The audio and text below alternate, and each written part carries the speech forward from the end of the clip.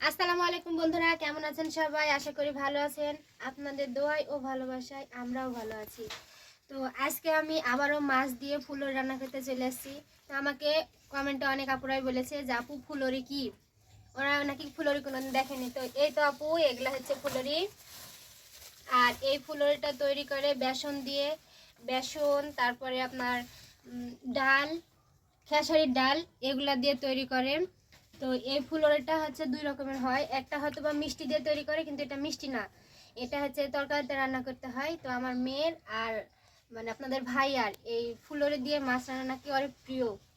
মাছ দিয়ে ফুলরি রান্না করতে তেমন কোনো উপকরণ লাগে না, আপনারা চাইলে শুধু মাছ আর ফুলরিও রান্না করতে পারেন। তবে আমার একটা মেয়ে আছে, তো আর ফুলরি তো সেভাবে খেতে পারে না, মানে শুকনোটা খায়, কিন্তু যখন তরকারিতে রান্না করি তখন সেভাবে খায় না, সেই জন্য আলু দিয়েছি আমি। আপনারা চাইলে শুধু মাছ আর ফুলরিও রান্না করতে পারেন। আমি প্রথমে পেঁয়াজটা ভাজে নিব, মানে আমরা যেটা গ্রামের ভাষাতে যেটা ভাজনা বলে থাকি। প্রথমে পেঁয়াজের ভাজনাটা তুলে নিব।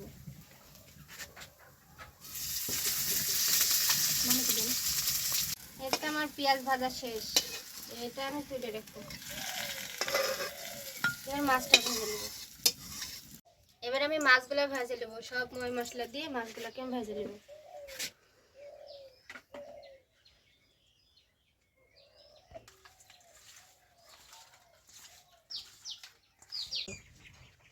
এই তো আমার মাছ ভাজা শেষ, আর এই মাছের তেলে আমি তরকারিটা রান্না করে নেব। মানে পাঙাশ মাছের তেল থাকে, ওই তেলে তরকারি রান্না করা হয়ে যায়। এই তো আমার তরকারি রান্না প্রায় শেষের পথে। যখন আমি মাছ দিয়ে দিব, মানে এখন আমি মাছ দিব।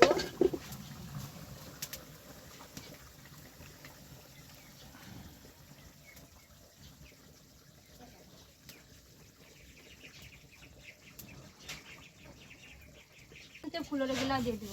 এই ফুলরি কিন্তু ভাজাটাতে কিছু করতে হয় না, মানে মাছ যেভাবে ভাজে ওভাবে ভাজাও লাগে না, শুধু তরকারিতে দিয়ে দিতে হবে ঝোলের উপরে।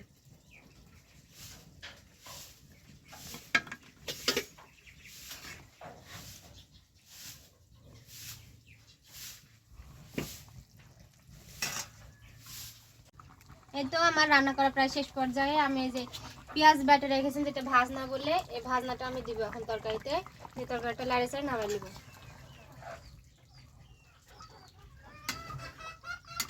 তো আমার তরকারি রান্না করা শেষ, আর তরকারি রান্না করা শেষে দেখেন কত সুন্দর একটা কালার আসছে। আর এই তরকারিটা কিন্তু খাইতে অনেক ভালো লাগবে। আমি এর আগেও একবার রান্না করেছি, তবে এটা সিলভার কাপ মাছ দিয়ে। তো আজকে বাবা মেয়ে সবার পছন্দের পাঙাশ মাছ দিয়ে রান্না করেছি। তো যারা এখনো খাননি তারা বাড়িতে অবশ্যই রান্না করে খাই দেখবেন, অনেকটা স্বাদ লাগে খেতে। আর আমি চেষ্টা করব আপনাদের মাঝে নতুন নতুন রেসিপি তৈরি করার। আজকের ভিডিও এ পর্যন্তই। আল্লাহ হাফেজ সবাইকে।